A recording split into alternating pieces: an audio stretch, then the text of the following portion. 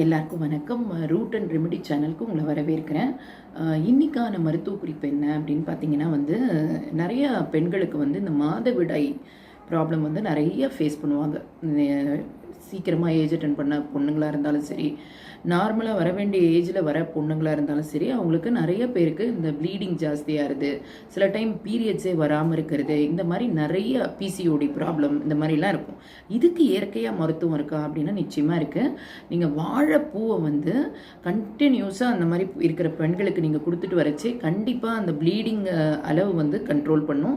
கரெக்டான டைமுக்கு இப்போ வரவே இல்லை பீரியட்ஸ் அப்படின்னா கூட அந்த சர்க்கிளை சரிப்படுத்தக்கூடிய தன்மை வாழைப்பூக்கு உண்டு. அதே மாதிரி இந்த வாழைப்பூக்குள்ளே இருக்கிற அந்த குறும்பு அதை நீங்கள் சாப்பிட்றச்சே என்ன ஆகும் அப்படின்னு பார்த்தீங்கன்னா அது ஒயிட் கலரில் கடைசியாக இருக்கும்.